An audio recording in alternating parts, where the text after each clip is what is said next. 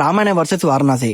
Present మన India నుంచి high budget తో హాలీవుడ్ లెవెల్లో హాలీవుడ్ టెక్నీషియన్స్ తో ఆ రేంజ్ లో రిలీజ్ అవుతున్న మూవీస్ అంటే ప్రెసెంట్ ఈ రెండు. అండ్ వీటి మీద ఉన్న హైప్ కూడా అంతా ఇంత కాదు. Just and poster and first look K social media Sheikh అయిపోతుంది. ఇండియన్ ఫిలిమ్స్ ఇంతవరకు ఎప్పుడు చూడని హై బడ్జెట్ మూవీస్ ఇవే. అండ్ ఏ ఫిలిం ఇంతవరకు ఆ మూవీ బడ్జెట్ లో సగం కూడా కలెక్ట్ చేయలేదు. ప్రెసెంట్ ఇప్పుడు వాళ్ళు హై గ్రాసింగ్ ఫిలిమ్స్ అంటే అవతార్ ఇంకా అవెంజర్స్. కానీ ఇక్కడ మనం ఒక రామాయణ మూవీకి 4,000 కోట్లు ఖర్చు పెడుతున్నాం అంటే ఏ లెవెల్లో ప్లాన్ చేస్తున్నామో అర్థం చేసుకోండి. అండ్ ఇప్పుడు వీటి టార్గెట్ కూడా అవతార్ అవెంజర్స్ కాదు, మన మూవీస్ ని కూడా అక్కడ రిలీజ్ చేయడం, మన ప్రతి మూవీని అక్కడ రిలీజ్ చేయడం, వాళ్ళు కూడా మన మూవీస్ ని రికగ్నైజ్ చేయడం. ఇండియాలో 130 కోట్ల బడ్జెట్ ఉన్నప్పటికీ ఏ మన ఇండియన్ ఫిలిం హాలీవుడ్ లో ఒక మీడియం మూవీ తీసుకొచ్చే కలెక్షన్స్ కూడా మన ఇండియన్ ఫిలిం తీసుకురాలేదు. ఎందుకంటే వాళ్ళ స్కేల్స్ చాలా చాలా పెద్దది. అమెరికాలో రిలీజ్ అవ్వచ్చు లేదా లండన్ లో రిలీజ్ అవ్వచ్చు, కానీ మూవీ మొత్తం ప్రపంచం మొత్తం చూస్తుంది. అమెరికా నుంచి ఆస్ట్రేలియా వరకు అందరు చూస్తారు. ఎందుకంటే అందరికి కామన్ లాంగ్వేజ్ ఒకటే ఇంగ్లీష్. అమెరికా నుంచి ఆస్ట్రేలియా వరకు అందరు చూస్తారు. కాబట్టి చిన్న ఫిల్మ్స్ కూడా ఎక్కువ కలెక్షన్ తీసుకురావడానికి మెయిన్ రీజన్ ఇదే. సో ఇప్పుడు రామాయణ వారణాసి కూడా వీటిని టార్గెట్ చేసే హాలీవుడ్ మూవీస్ లోకి ఎంటర్ ఇవ్వబోతున్నాయి. రామాయణ మూవీ డైరెక్టర్ నిశిత్ జవార్ ఒకసారి అన్నాడు, హాలీవుడ్ వాళ్ళు మనల్ని ఎప్పుడు పట్టించుకోలేదు, ఎందుకంటే మన మూవీస్ అన్ని యాక్షన్, డ్రామా, కామెడీ వీటిని బేస్ చేసుకునే వస్తాయని హాలీవుడ్ వాళ్ళు అన్నారని తాను అన్నాడు. సో ఖర్చు అయితే సీన్ రివర్స్ అయింది. ఇప్పుడు మనం చెప్పుకుంటున్న హైయెస్ట్ గ్రాసింగ్ ఫిలిమ్స్ బడ్జెట్ కంటే ఇప్పుడు మన నుంచి వస్తున్న మూవీస్ వాటి బడ్జెట్ కంటే డబల్ త్రిబుల్ ఎక్కువ.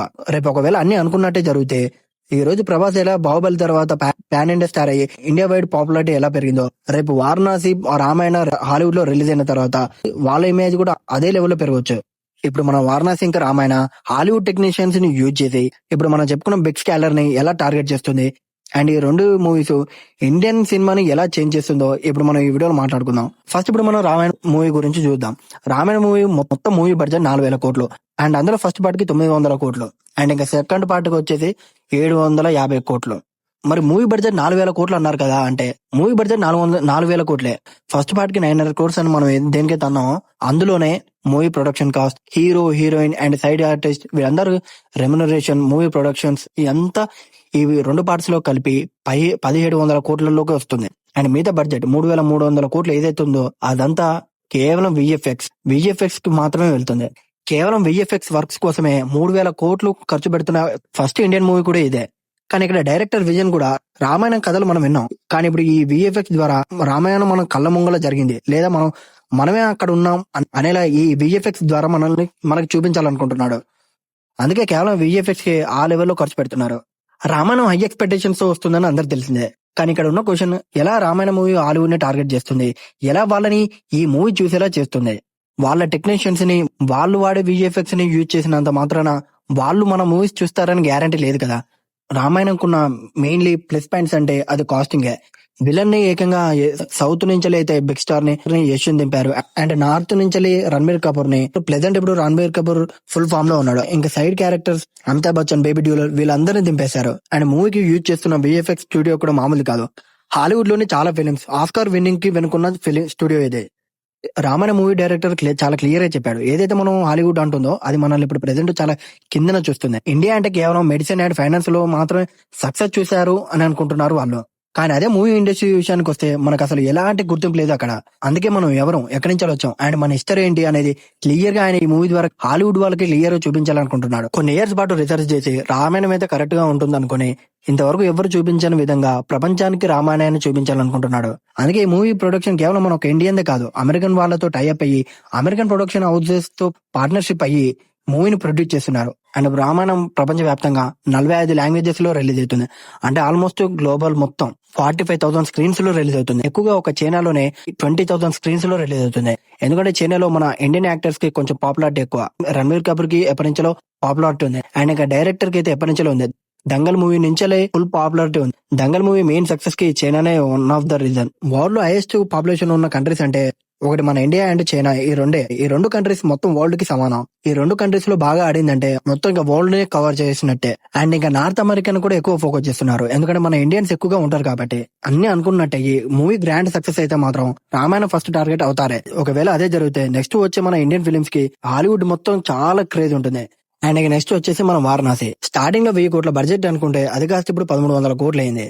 హాలీవుడ్ లో అడుగు పెట్టడానికి వారణాసికి అయితే చాలా ప్లస్ పాయింట్స్ చాలా ఈజీ పార్ట్స్ ఉన్నాయి. ముందుగా రాజమౌళి ఇంపాక్ట్ చూద్దాం. బాబు నుంచి త్రిబుల్ ఆర్ దాకా రాజమౌళి మంచి క్రేజ్ సంపాదించుకున్నాడు హాలీవుడ్ లో. త్రిబుల్ ఆర్ కి ముందు తర్వాత చాలా ఇంటర్వ్యూస్ కి అక్కడే ఉండి మరి ఇంటర్వ్యూస్ ఇచ్చాడు. ఆల్మోస్ట్ రాజమౌళి అక్కడ ఒక సెలబ్రిటీ అన్నట్టే. దాదాపు అందరు ప్రొడ్యూసర్స్ కి డైరెక్టర్స్ కి రాజమౌళి పేరు తెలుసు. త్రిబుల్ ఆర్ మూవీ కోసమే హాలీవుడ్ యాక్టర్స్ ని దింపి త్రిబుల్ ఆర్ ని ఆస్కార్ వరకు తీసుకెళ్లాడు. ప్రజెంట్ అయితే వారణాసి మూవీ ప్రొడక్షన్ లో ఎటువంటి హాలీవుడ్ బ్యానర్ టైఅప్ అవ్వలేదు, కానీ రాజమౌళికి స్పెషల్ గా హాలీవుడ్ లోనే కొన్ని టెలివిజన్స్ తో కనెక్షన్స్ ఉన్నాయి. వారణాసి హాలీవుడ్ లో గ్రాండ్ గా రిలీజ్ అవడానికి మెయిన్ రీజన్ రాజమౌళి అనే చెప్పొచ్చు. రాజమౌళి ఎక్కువగా ప్రమోషనల్ స్ట్రాటజీస్ నే ఫాలో అవుతాడు. మూవీ రిలీజ్ కి ముందు హైప్ ని క్రియేట్ చేస్తాడు. అదే లెవెల్లో మూవీని ప్రమోట్ చేస్తాడు.